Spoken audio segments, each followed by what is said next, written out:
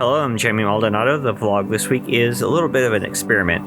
What I'm doing is a POV video, which is the point of view first person from this iPhone contraption that was strapped to my chest, and it looked pretty silly, but I thought it actually turned out kind of fun.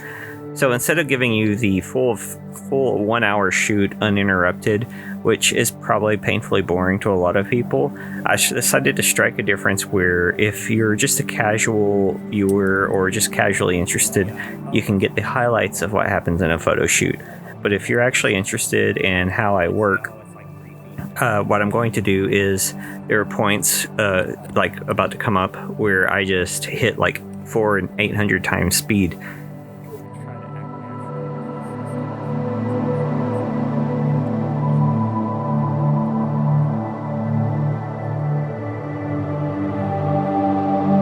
So you can see the walking about and observation that takes place during a photo shoot. And what I'm doing here is just walking down and actually scouting for future locations. When I looked out on this little footbridge, I noticed a spot I would like to try to shoot at in the future.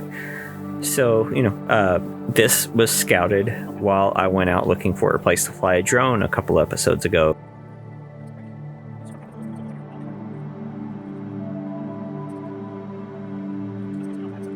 Is this going to be okay with your shoes? Okay. With the first person, or the POV thing, it's like, oh great, I'm going to do a Blair Witch project. If that's even something that anyone's watched now. Oh. If you know what it's about, you've pretty much seen it. It started the whole found footage movie thing, pretty much. Yeah, this is where I was, because there's this kind of ditch area, and then back here there's a tree stump. Like, they cut most of the tree off, but not all of it. So it's just really interesting landscape now. Yeah. No, the tree's still there. It's grown up a little bit. Yeah. This is just a really nice opening, like a clearing. I think we can work here, and it's just off past. So I will set this down, and there might be a place you can set that. Maybe on one of these logs or something might be safe for those, or maybe this will. You have hangers. Okay, this is actually probably okay, as long as that's good for you. You'll notice a lot of small talk here too. It's just part of building a rapport with the subject and making them comfortable, and also kind of getting you on a creative wavelength. Okay, yeah, it's definitely a lot cloudier than I thought, which is good for light. It was sunny earlier. Yeah, it's good for light, but I kind of like to plan for when it's cloudy, because then you can think about like bright colors or something, but this will be fine. Okay. Yeah, definitely a lot darker than normal. We'll be fine. I'm just going to take a test shot real quick. I'm trying to show you these straight out of the camera shots throughout the video so you can see them as I see them, and also just to share part of the process. That a little bit, that corner a bit. So I really like that giant stump, all the roots and stuff. Maybe we can figure out where you can work here. Okay. I'm gonna find a spot for the... I accidentally bumped my camera at some point in this and lost my body cam footage, but that gives me a good opportunity to talk about what was going on here.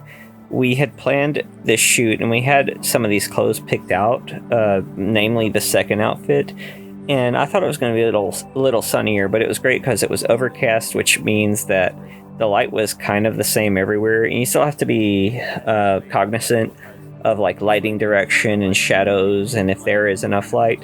But especially these days with the high ISO quality, it's really easy to get really high quality photos in Overcast. If it's about to rain, it might be too dark or something, you know, like bad storm, thunderstorm stuff. But this is barely overcast. I'm not even sure if it rained this day. And you'll hear, like I said, small talk with the model, kind of small directions. I like to find a pose and modify it rather than just give a pose or react to what I see and let them relax, and then I see the pose in their relaxed state and tell them to kind of stop, and then I modify it a bit.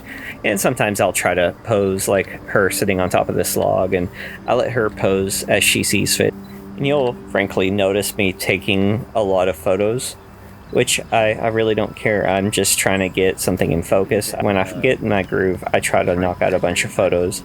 Sometimes I'll shoot a few, and sometimes I shoot a lot. And I try to react to my environment as much as I react to my model.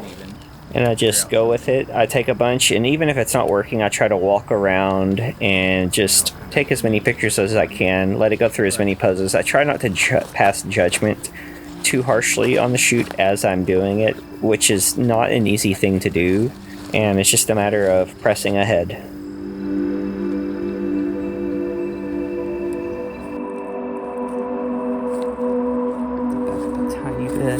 Oh, this looks great.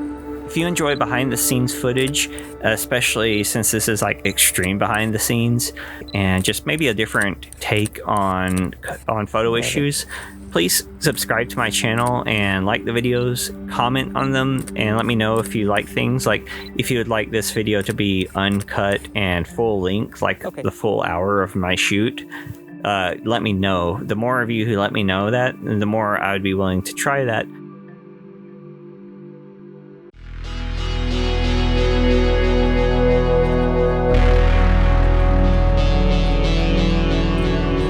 Might do just a couple more with this. This might be an interesting spot for a change. So go ahead. Actually stand kind of on that side of the log, and I'll see if we can get like kind of a center shot. And let's see if that's not too weird terrain-wise. Oh, right there's good. Yeah. And really, it's just more of this patiently working along. We only had an hour to do this, but just pressed ahead. Try not to stay on any one thing too long, but also try not to quit something too early either. Walk around, keep snapping, just wait for it to call out to you, and it always does, really, in some way. It says next week, last year's semester. One of the nice perks of my job is that I get the Christmas break off. Yeah, like that's good. Okay, this is good. If I can get it to not focus on the background.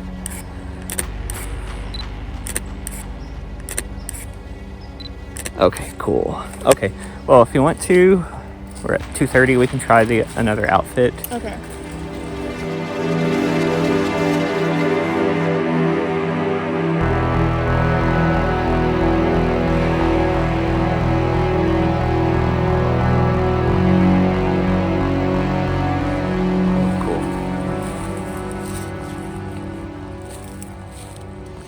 It does look kind of cool though, like looking at the footage. Like you don't see a lot from the camera, but I think I can make that work a little better.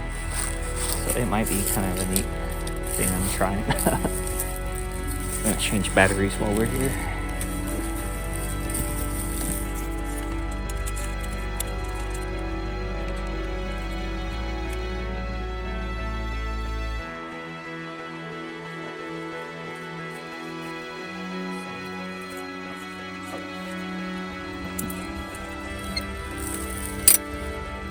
And just kind of look around and see what looks best with this outfit. I like those trees there.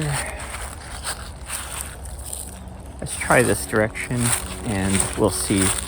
I won't go very far, but I mean, right down there might be our choice, but I'm gonna give it a second.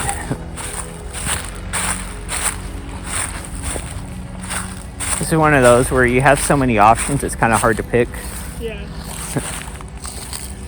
Let's try, since you're pretty green right there, we can try going down in that little ditch or whatever that is.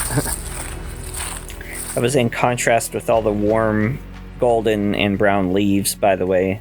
I thought it was very harmonious and also would help her stand out in a way. I also noticed that this might be a fun shot to do for video.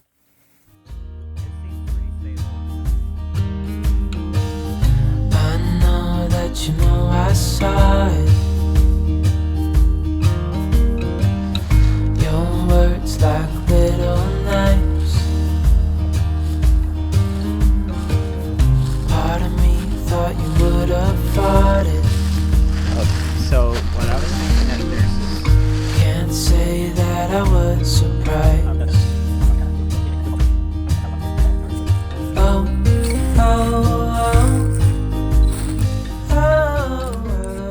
I'll also add that it was very helpful for her to bring those books and the coat as props.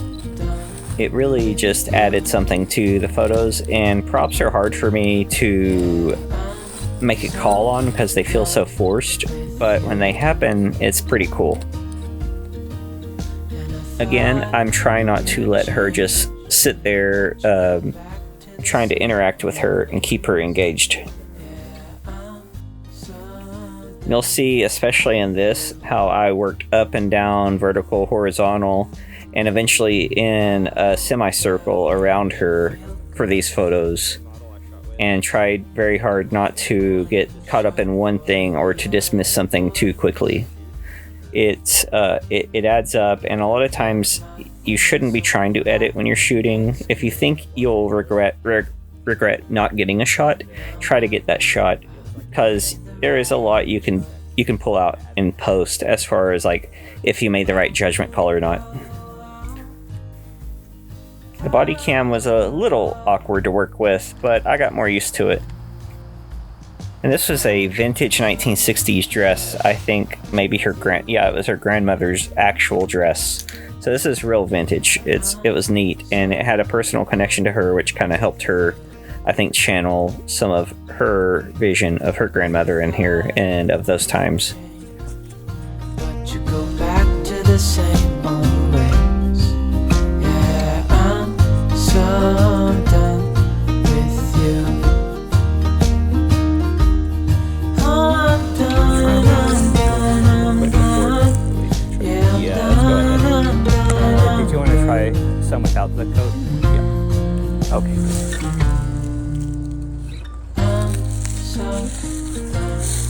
You just want me to sit? You can hold the books and just stand up.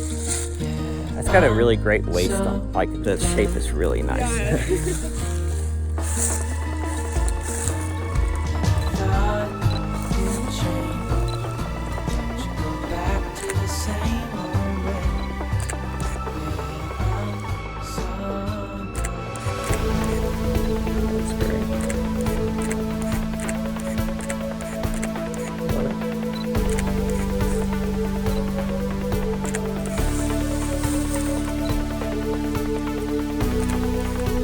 When you look over like that, you can turn your head that way, but kind of look closer to me with your eyes, and that way it's not all the whites of your eyes. And you can look past me a little bit, just not all. There we go, perfect. That way you're looking away, but not too far away for the camera.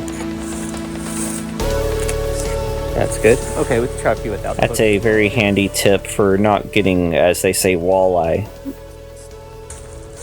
I'm gonna get a really low angle here, I think. Hopefully I don't sit on a snake. I really liked playing with the way the fabric fell on a dress. It belled out beautifully, and we were just messing with that and trying to see what we could get. And a lot of times you'll see someone in motion and it'll inspire something. And this was pretty difficult to try to recreate, but I actually got a few photos I like out of all of it.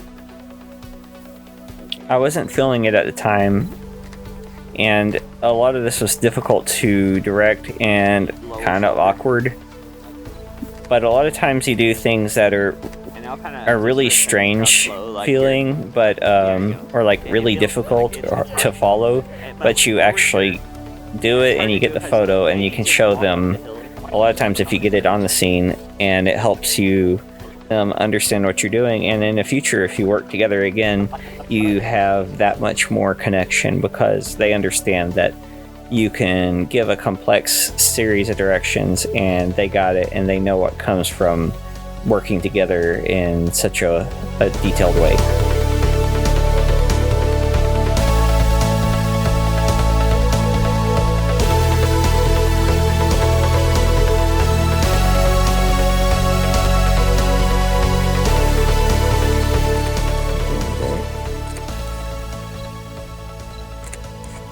Okay, that's good. I'm trying to think of... Sometimes reviewing footage and photos before when you get to a spot you're not sure what to do can help either buy time for you to come up with new ideas, or it can help inspire a new idea, or it just gives you a breather and lets you recharge and come across something else.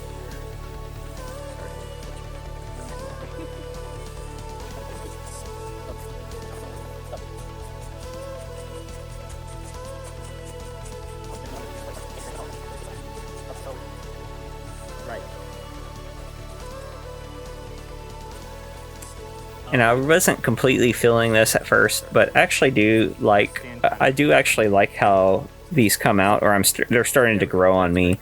Editing is also a process that takes time.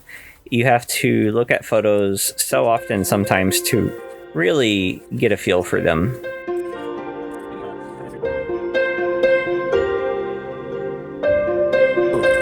That's with your back to me, and look back. Yeah, that's good.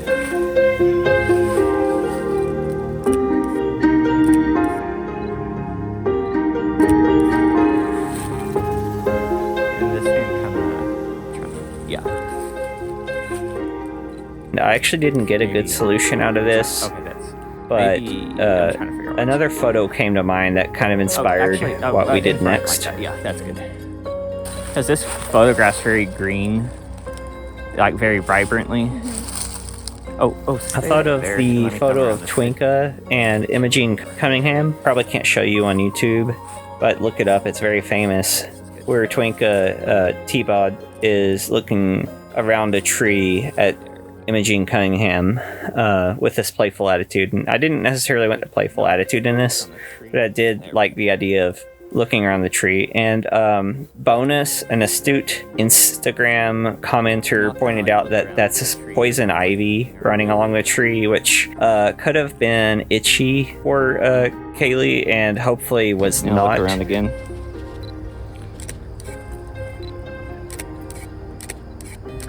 And kind of kick your legs to the side so it looks, and just basically just so it looks like you have two legs, because one leg's hiding behind the other when you're posed that way. Yeah.